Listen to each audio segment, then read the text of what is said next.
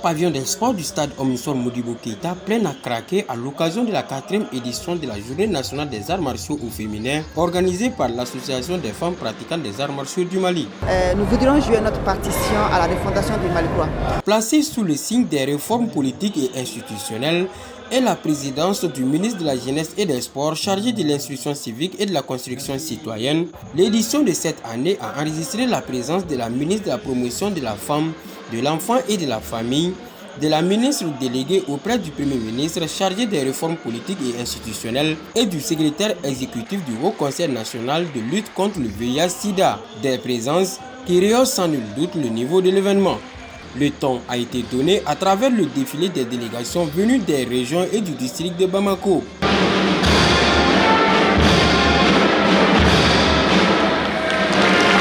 Après l'exécution de l'hymne national du Mali, place aux interventions.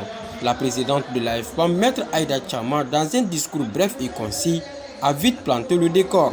La présente édition retient comme thème des réformes politiques et institutionnelles des femmes pratiquantes des arts martiaux du Mali s'engagent.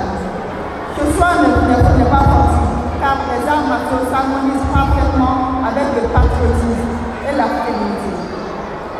Ils permettent à la femme de se défendre en cas d'attaque, surtout en cette période où les violences basées sur le genre sont très récurrentes.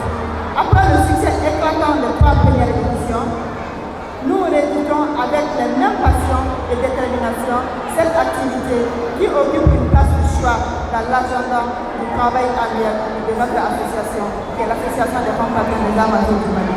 La Journée nationale des arts martiaux au féminin est une marque déposée de l'AFPA créée le 31 décembre 2019. Difficile pour elle de continuer son discours sous les acclamations insistantes de l'assistance.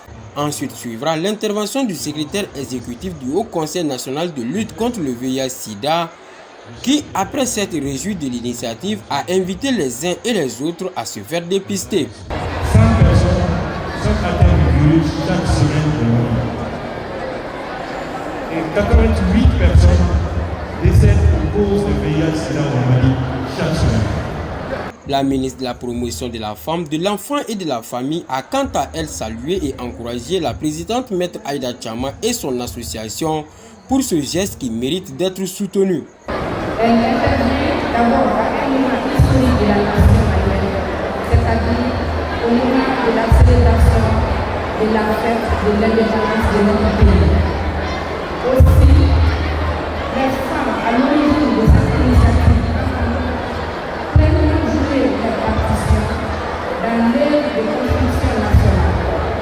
Je voudrais dire ici, dans l'œuvre de la refondation, qui se fait participative et inclusive. De son côté, la ministre déléguée auprès du Premier ministre chargée des réformes politiques et institutionnelles, touchée par le thème, est persuadée que ce cadre est idéal pour transmettre des messages aux Maliens. J'invite donc tout le monde à dupliquer ce genre d'initiative pour que chaque Malien et Malienne joue pleinement sa partition dans le politique de refondation de notre pays. Dans sa tenue de taekwondo avec une ceinture noire bien attachée, le ministre de la Jeunesse et des Sports chargé de l'instruction civique et de la construction citoyenne a quant à lui orienté ses propos vers le statut de réserviste adopté par les plus hautes autorités du pays afin de lutter contre les forces du mal.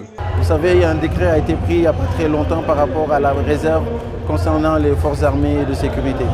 Et cette réserve nationale demande à ce que tous les jeunes de plus de 18 ans soient prêts à être mobilisés à n'importe quel moment pour défendre la patrie.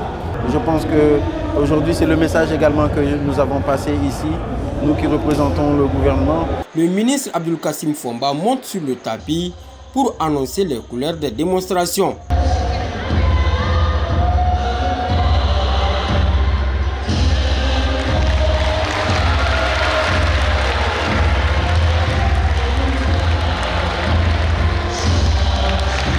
Et c'est parti pour une série de démonstrations des fédérations, associations et dojos. Ensuite suivra la prestation des comédiens Prince Le Sapman et Ika Bonbon Kalamani.